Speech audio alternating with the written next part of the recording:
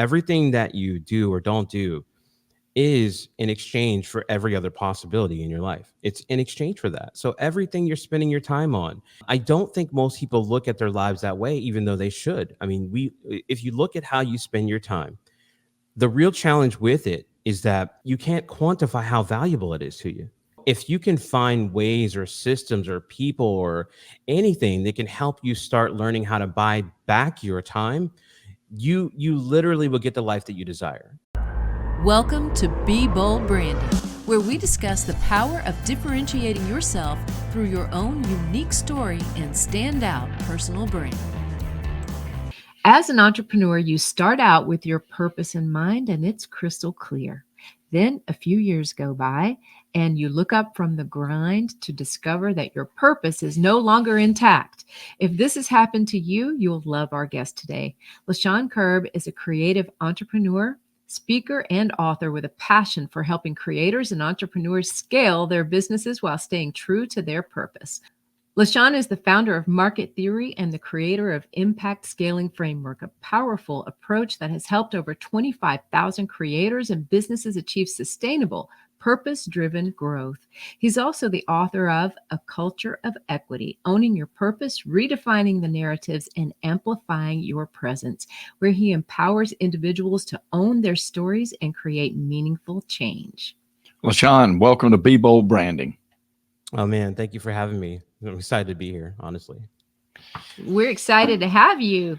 Yeah, you have a very compelling story that influenced you to do what you're doing today. Can we start with that? Give us a little background. Oh my goodness, man. So many different layers, but I think it really started for me when I was around 6 years old. I grew up in Pittsburgh, for anyone that doesn't know, and I was playing hide and go seek this one day with my cousin and my sister, and I essentially locked myself in the refrigerator in the basement of my mom's home, and I knocked it over on the door trying to get situated, and I was just freaking out. I'm gasping for air. I'm clawing. I'm screaming. And that was really the moment that I discovered that I needed freedom. I needed oxygen. They were the same, to me at that point. So that was really the beginning where I was like, man, I need to be able to create a life that I can move around. I have flexibility. And that has become kind of like the underpinning of everything that I do. How do I gain access to freedom? How do I share more about that? How do I learn more about that? And that's true today. Yeah, for sure. I think that should be at the core of every pursuit that we do as humans, don't you? Like, clearly, freedom. Why else would we do everything that we do, but to try to find that best freedom that we can achieve? Well, I do think, it's interesting when you get in conversations, when you talk with people about business, right? There's this perception that they're really talking about business, and they are, but they're really talking about the vehicle that they use to gain more freedom in their life, more time with their family, more freedom to kind of do whatever they want, resources, they want to be able to choose how their life goes. And so when they're talking to you, even presenting to you about business, that's what it's all about, is making their life better and how can they make it work, so I enjoy those conversations. Yeah, I think out of all the stories we have heard on this show, and there've been some amazing, compelling stories, that one terrifies me. Yeah, the most. Who wouldn't it? It really does, because I can imagine being that little kid, and I can imagine finally getting out of that. And your mom was the one who ultimately found you, right? 100%. I made enough noise that she came down and was like, "What are you doing in the refrigerator?" She saved me. She's my hero, So. Of course. Oh my goodness. In so many ways, I'm sure that, wow, I can just feel that tense moment of being stuck there and wondering, am I ever really, like, what if this is it? Right? What if this is it? And you'd think, that obviously that would stay with you for your entire life, but you don't always think that it's going to show its head in business. I mean, it really showed its head in a lot of different ways. Like growing up, I ended up going to, when I left high school, and I went to my first year of college, and I felt like I needed more freedom, and I ended up going to the military. And that, my thoughts around that is what even led me into the Marine Corps, and I served there. And it's even that was an attempt to gain access to freedom, and there were certain experiences that you have even in the military where you realize that that can be stripped away too. Like I learned that Sure. very quickly right in boot camp. I got, part of the training is like you go in a gas chamber and it's like really going in a dungeon. They slam the door behind you. It's like a bank vault. And I had that feeling all over again. Same type of feeling where it's like, wow, I need to get out of this. I need to be able to just breathe. And yeah, that reminder, it's happened a few times. And to me, it just translated into business. Yeah. Well, thank you for your service. And I was actually going to Yes. ask you about that experience in the Marine Corps because, we those of us that are civilians, we look at it and think, well, okay, that's the antithesis in some ways of freedom, right? Because especially in the early years, because you don't have any. Like you get up when they tell you to get up, you eat when they tell you to eat, you Mhm. run when they tell you to run. So there's some of that I guess mentally though you still hold on to and hold into your heart that this is a temporal thing. Do you think that is that? Let me ask you like this: is that part of like what you teach entrepreneurs and stuff? Because sometimes as entrepreneurs, we have to do things we don't want to do. I've got two ladies in my office on maternity leave right now. I am doing jobs that I forgot how to do because I haven't had to do them in years. And Yeah. now I'm right back to doing them. So you want to speak on that? It has to be a transitional period of that for entrepreneurs. Yeah, I mean, I think that there are a lot of things that you develop in the military, specifically in the Marine Corps, that translate, right? One is that your command of language. Like you need to really understand like what you're saying and how that impacts you. For example, one of the big ones that we would face a lot is like dealing with pain because there'd be a lot of pain. There's physical pain, there's emotional pain, there's all these even like artificial pains that are created to have you be forged in something more complex, right? But what we would say in the Marine Corps is like pain is weakness leaving the body. And even though maybe that's true, maybe that's not true, but if you start to embrace this perspective on when you face pain, it's a rite of passage. It's something that is required for you to get to the next stage. So I do think there are certain things that I bring over and share with entrepreneurs from the perspective of how they deal with difficulties and complexities and how their language connects to that. So and it is, I would say, in a lot of ways very stoic. There's difficulties and challenges you're going to face, and so what if you fail and you fall all the way to the bottom, you're at the bottom now. There's all the room in the future for you to climb to the top, right? So Mhm. I do think there is a certain type of mindset and tactical even things that we share from the military perspective that carry over into business. Mhm. Mhm. Yeah, I do too. And, we started out this podcast by talking about losing your way just a little bit because we all are idealistic when we start our entrepreneurial journey. We know where we're going, we know how we're going to get there. Well, or at least we think we do, right? We know why we're doing it for sure. We really have a connection to that mission. And yet, after some time passes, we can be led in so many directions that all of a sudden you turn around and that purpose is missing a little bit. How do you reconnect people back to that purpose, LaShawn?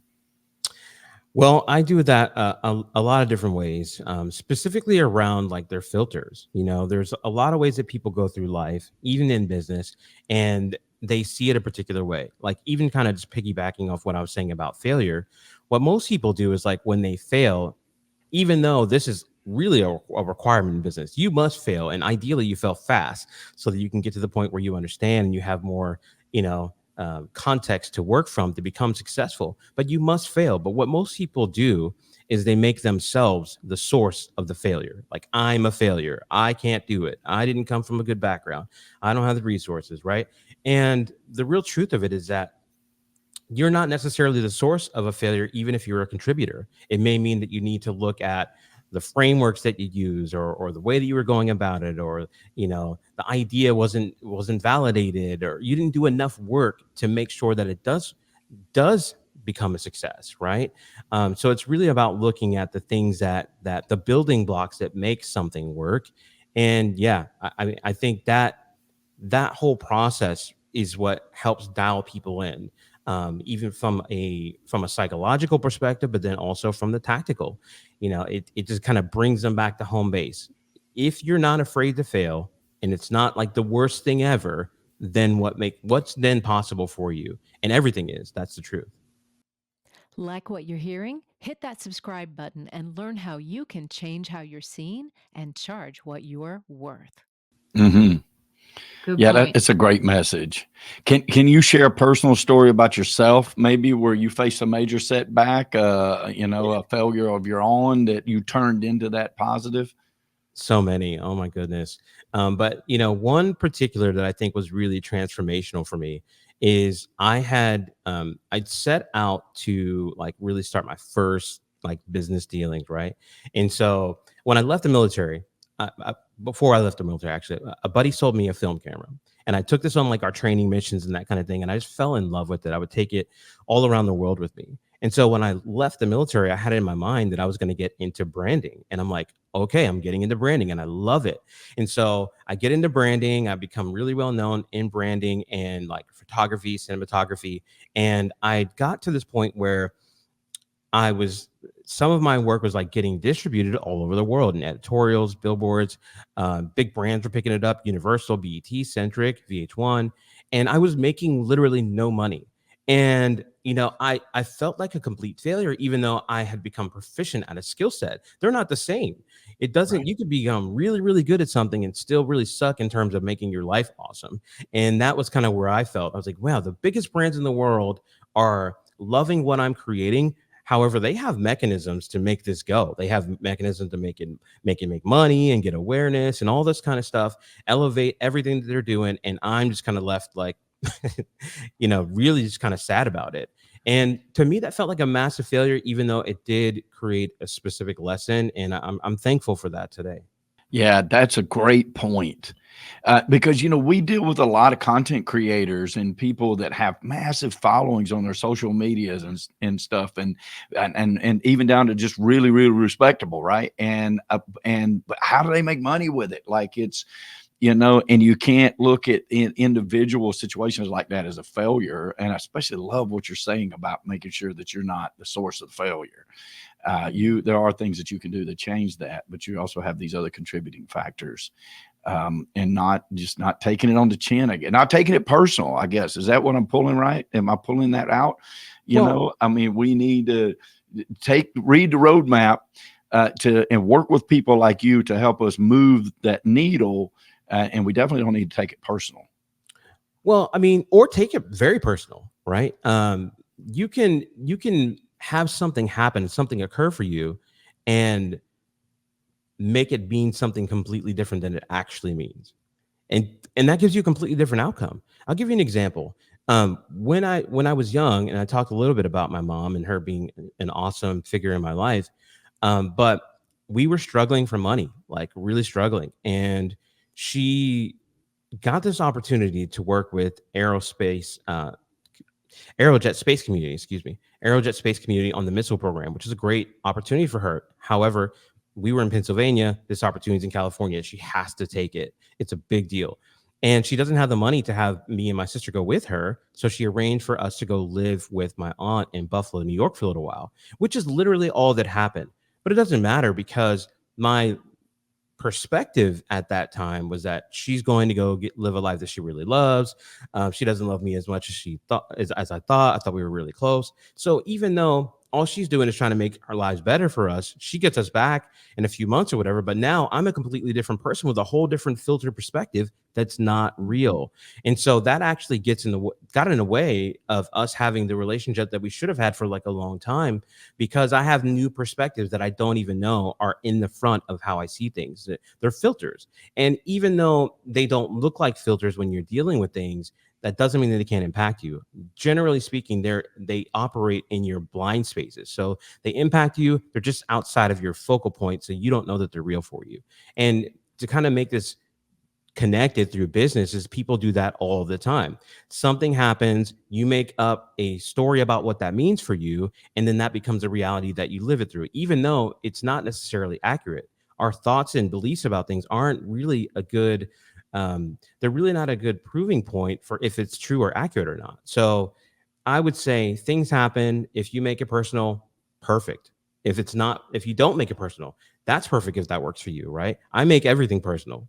If it fails, I put it on my back to figure out either a solution, a thing to do, a way to be about it, or a source or a resource or a person that can help me solve that in a more effective way. Because I want to make sure that it thrives.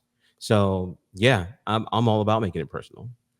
And so what's your suggestion to get around those filters that we impose upon ourselves? What's a practical step for that? Well, I think for one, we need to be really careful about the language that we use to describe how things happen. You know, you'll hear people say, "Hey, I'm tired," or "I don't have time for that." Well, you do have time for it. Are you making time for it? The most successful people in the world might be really, really busy and doing really incredible things, but they make time for the things that are important. Sending emails, responding to calls, getting back to people. Like these are small things you can do, but they have like large multipliers. So I would say start to take stock, inventory of the things that you say and how you implement them in your day to day. And you'll find that there are like these little gaps of opportunity that you passed on or you just didn't really pay attention to the degree that you could. In the realm of business, that could be a relationship that just transforms your entire life. And so I would say that to start to pay attention to how you say things and what you actually do that gets a particular output. I like that. Oh gosh, yeah. That's a great takeaway. So I've been sitting here silent these last few minutes because I'm just like letting all this soak in. I mean, what a beautiful way of portraying the narrative, right? And what I pull from it is it's not just saying, okay, I see it this way instead of this way. It is actually seeing it the other way, right? It's like stepping back and looking at the whole big picture to say, okay, it was, yeah, your mom you could have looked at it that she took off for a better life and didn't love you as much as she thought. Or you could have looked at it as the other side of that coin, which was more truthful, that she loved you so much that she was willing to sacrifice those few months to give you all a better life. 100%. And we put our own filters on for the negative as well, the negative narrative as well as the positive. So, wow, what a fascinating way to articulate that, Lechon, and a beautiful thought of really how we need to look at life and the words we say matter. The words we say matter 100%. And thank you for the kind words. You know, I think what's really important for this conversation, right, is that everything that you do or don't do is in exchange for every other possibility in your life. It's in exchange for that. So everything you're spending your time on. And I don't think most people look at their lives that way, even though they should. I mean, if you look at how you spend your time, the real challenge with it is that you can't quantify how valuable it is to you. And so if you can find ways or systems or people or anything that can help you start learning how to buy back your time, you literally will get the life that you desire. You get to spend more time with your family. You get to have more experiences. You get to start really getting in the driver's seat of what you want your life to be like, which is why I love so much scalable things. You know, when it comes to business, it's like you start to like reduce that pressure. You start to stop worrying about how you're going to get clients or this or that, because you start to buy back your time from day to day. So I love that. And in the language, why it's so important to me is that prior to even getting into like business in this way, I didn't even know that was a thing. I didn't know it was a thing that people were not really trading their time for dollars. I come from a very blue collar, kind of low end upbringing. You know what I mean? Like nobody was really entrepreneurs, so they didn't have this like basis to give to me, this perspective to give to me. And I had met this one guy who was just incredible, right? By the way, he had this really massive software company. And we ended up connecting about my branding and photography and that kind of thing because he's super passionate about that.